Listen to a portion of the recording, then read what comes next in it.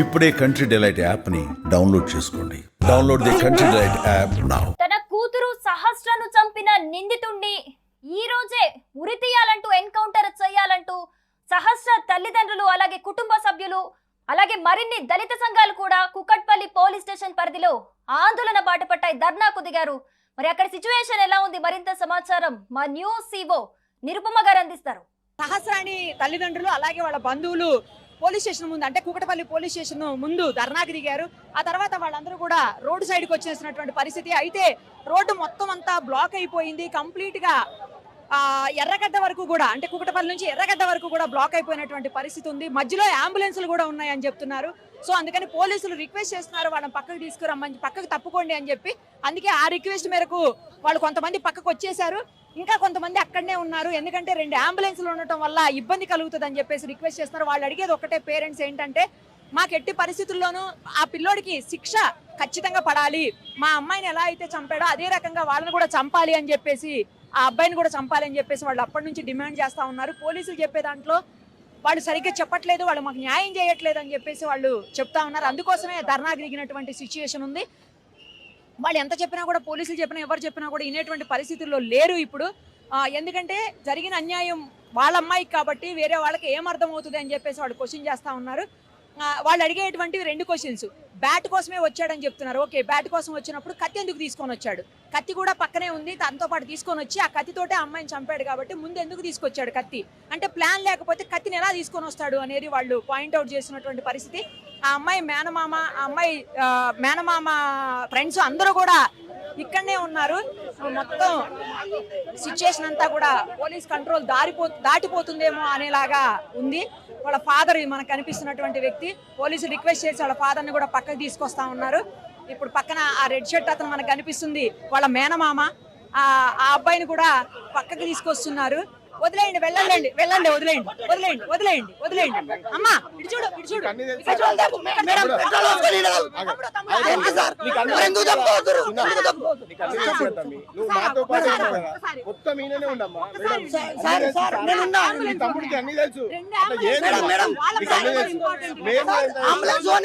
Ambulance ఓనికి తవ్వ ఇస్తాం, లోపలికి ఎందుకు పోవాలి మేడం? నేను ఏమంటున్నా, మేడం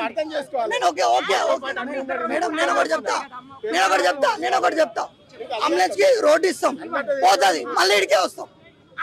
ఓకేనా? ఇడికే వస్తాం. స్టేషన్ లోపలికి ఎందుకు? స్టేషన్ లోపలికి ఎందుకు అవసరం లేదు, లోపలికి తీసుకోవద్దు. ఎందుకు తీసుకోపోయాడు? లోపల ఏం మాట్లాడతారు మేడం? మేడం లోపలికి తీసుకో ఏం చేస్తారు మేడం? నాకు అర్థం, లోపల ఏం మాట్లాడతారు, ఏం కూల్ చేస్తారు మనుషులు? మా బాధ తెలవాలి కదా వాళ్ళకు కూడా. 1 డే అవుతుంది మేడం, మన ఎన్కౌంటర్ చేయక ఏం చేస్తారు? 5 రోజులు వీళ్ళకే తిప్పాలి పెట్టండి. 300 మంది పోలీసు వాళ్ళు పనిచేసారు కదా, వాళ్ళకి ఏం అర్థమైతలే.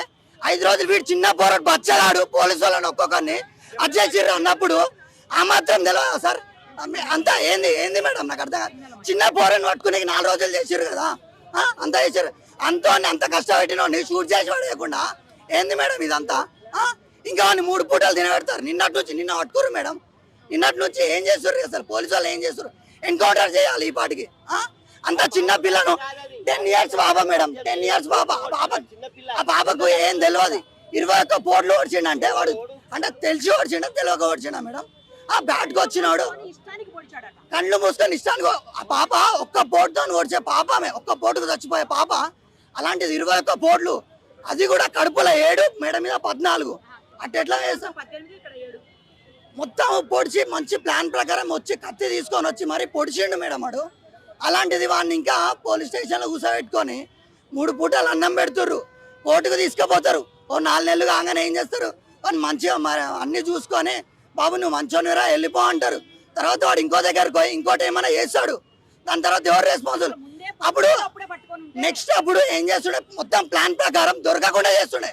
అప్పుడు ఎన్ని పనాలు తీసాడు? ఎంతవరకు పోలీసు వాళ్ళు నెంగుతారు? ఇప్పుడే 4 days పట్టింది. ఆడు పోరానికి 4 days పట్టింది నెంగడానికి. అలా నెక్స్ట్ ప్లాన్ చేసుకొని ఇంకెన్ని చేస్తాడు మేడం వాడు? వాడిని ఇంకా కూర్చోబెట్టుకొని ఏం చేస్తారు? ఆడు షూట్ చేయాల్సిందే, మాకు న్యాయం జరగాలి. ఆ పిల్లకి ఆత్మశాంతి కలగాలంటే వాడిని ఖచ్చితంగా వాడి సావే కరెక్ట్ మేడం. వాడి సావు అయ్యేంత వరకు మేమైతే అసలు ఊకోము. కావాలంటే ఏదో ఏమైనా చేయడానికి రెడీ మేడం మేము, ఇది గ్యారంటీ.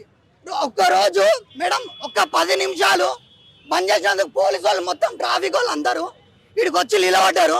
మా పాప కథ అయినప్పుడు వాడు దొరికినప్పుడు వాడిని ఒక్కరైనా పోయి చంపివాడేయకుండా, అలాంటిది ఇప్పటి వరకు మేడం మేడం మేడం అంటే మా పాప ఎవరి చేతిలో పడితే వాని చేతిలో సావనికైతే పుట్టిందా మేడం?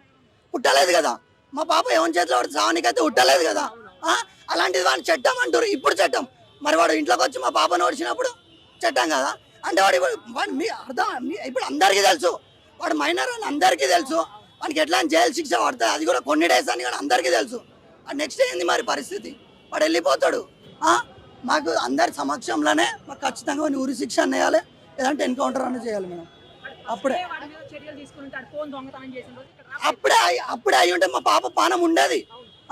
వాళ్ళ మమ్మీ అప్పుడే 2 months బ్యాక్ తెచ్చుకున్న ఫోన్ని, నువ్వు ఫోన్ తెచ్చుకున్నావురా ఇక్కడ నుంచి అని గట్టిగా అడుగుంటుంటే ఈ పాటికి మా పాప పోయేది కాదు అసలు. ఇది పాప పోయేది కాదు అసలు. డైలీ స్కూల్కి పోవాల్సిన పిల్ల అసలు బెడ్ మీద అంత రక్తంతో వాడుంటే ఎట్లుంటుంది మేడం? పోలీసు వాళ్ళకి అప్పుడు చట్టం గుర్తు రాలేదా? పాపను చంపేసినప్పుడు వానికి అప్పుడు అర్థం కాలేదా నాకు జైలు వేస్తారు అది చేస్తారని? అంత ప్లాన్ వేసుకున్నాండి వీళ్ళు. ఇంకా ఏం చేస్తారు మేడం నాకు అర్థం కాదు. అన్నీ మళ్ళీ ఎక్కడ కూడా అది కూడా కాదు. చాకు కూడా మా ఇంట్లో ఉన్న కిచెన్ లోనే కడుక్కొని అంతా క్లీన్ చేసుకొని ఇంట్లోకి వెళ్ళిండు. వాళ్ళ పేరెంట్స్కి ఎందుకు తెలియదు? అన్నీ తెలిసే ఉంటుంది. వాషింగ్ మిషన్ లో బట్టలు వేసే ఉంటారు, అన్నీ తెలిసే ఉంటుంది. అయినా పేరెంట్స్ అని దాచిపెట్టారు. పేరెంట్స్ మీద ఖచ్చితంగా చర్య తీసుకోవాలి. ఇది మాత్రం గ్యారంటీ. పేరెంట్స్ మీద ఖచ్చితంగా చర్య తీసుకోవాలి. లేదు మేడం, పేరెంట్స్ ఎవరు మేడం? ఇప్పుడు నేను ఒక ఫాదర్ అయి ఉండి నా కొడుకు ఏదైనా తప్పు చేస్తే నా కొడుకు తప్పు చేసిండని నేను చెప్తానా? చెప్ప కదా. నేను ఏ తల్లి అయినా తన పాప గురించే కదా చూసేది. ఇప్పుడు మా అక్క కూడా పోరాటం చేసేది తన పాప గురించే కదా. నా పాపను చంపేసిండని న్యాయం కోసమే కదా. మరి వాళ్ళమ్మ కూడా వాళ్ళ అమ్మని కాపాడుతూనే నా కొడుకు మర్డర్ చేసిండ అంతా కూడా బతుకున్నోనే కాపాడుకుంటూ వస్తుంది. మా పాప చచ్చిపోయింది మేడం. ఇప్పుడు మేమేం చేయాలి? ఖచ్చితంగా వానికి ఉరి శిక్ష కానీ మా ముందు ఎన్కౌంటర్ కానీ చేసేంత వరకు మేమైతే చేస్తూనే ఉంటాం మేడం. ఇది మాత్రం గ్యారంటీ. మాకు న్యాయం కావాలి మేడం, అంతే. ట్రాఫిక్ 10 నిమిషాలు ఆపినందుకు ట్రాఫిక్ ఇంత సఫర్ అవుతుర్రే మీరు. మా పాప లైఫ్ లాంగ్, ఇప్పుడు ఆ పాపకి ఎన్ని ఏళ్ళు మేడం? 10 సంవత్సరాలు. ఇంకా 70-80 ఏళ్ళ బతుకు ఆ పిల్లది. ఆ పిల్ల బతుకుని ఆగం చేశాను. మేము ఎన్నో కలలు కన్నాం. పాపని ఫారెన్లకు పంపించాలి, మంచి చదువులు చదివిపించాలి, పైసలు పెట్టాలి పాపకని. మా పాప కళలన్నీ 70 ఏళ్ళ కళలన్నీ నాశనం చేసిండు తెరసేమ. వాడిని 4 ఏళ్ళు జైల్లో పెట్టేసి పంపించేసే మా పాపది ఏమైనట్టుగా. మాకు అదంతా తెలియదు మేడం. మాకు న్యాయం కావాలి, ఇది మాత్రం కావాలి. మాకు న్యాయం అయ్యేంత వరకు మేము ఎక్కడ కలుద్దాం మేడం. 5 రోజులు ఇప్పుడు ఇది జరిగి 5 రోజులు అయింది. అయితే 5 రోజుల నుంచి కనీసం వాళ్ళ ఇంట్లో బాబు హత్య చేశాడని చెప్పి వాళ్ళ తల్లిదండ్రులు కొంచెం కూడా గుర్తించకపోవడం ఏంది? వాళ్ళకి తెలియదా కనీసము? లెటర్ రాసుకోవడము అవన్నీ చెప్పి బయట పెట్టారు. మరి హత్య ఇంత 5 రోజుల నుంచి వాళ్ళు ఎట్లా దాచుకున్నారు? ఆ పిల్లోడు కాదు, వాడు పిల్లోడు అని అందరు చెప్తున్నారు. కానీ వాడు పెద్ద మైండ్తో చేశాడు. వాడు మైనర్ కాదు, వాడు మేజర్. వాడు అన్ని పోట్లు ఓడిచి హత్య చేశాడంటే వాడు మైనర్ కింద తీసుకోవద్దు, వాడిని మేజర్ కింద తీసుకోవాలి. వాడు A1గా ఉండాలి. వాళ్ళ తల్లిదండ్రులు కూడా మా బాబీ చేశాడు అని చెప్పుంటే అది వేరే ఉండే.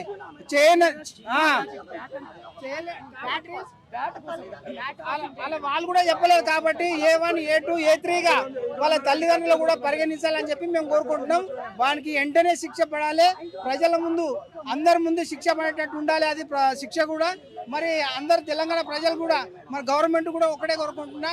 ఇట్లాంటి హత్యలు ఇంకా మా పాపనే కాదు, ఈ రాష్ట్రంలో ఎంతో మంది ఆడపిల్లలు ఉన్నారు. వాళ్ళకు కూడా ఏం జరగకుండా, రేపు పొద్దున ఇట్లాంటివి జరగకుండా వానికి వెంటనే గట్టిగా చర్య తీసుకొని శిక్ష పడ్డట్టు చేయాలని కోరుకుంటున్నాం. ఇన్స్టెంట్ గా వాళ్ళకి శిక్షణ అమలు చేయాలి, ఇమీడియట్ గా శిక్షణ అమలు చేయాలి. మేము వెయిట్ చేయమని చెప్పేసి వాళ్ళు గొడవ చేసినటువంటి సిచ్యువేషన్ ఉంది పోలీస్ స్టేషన్ దగ్గర.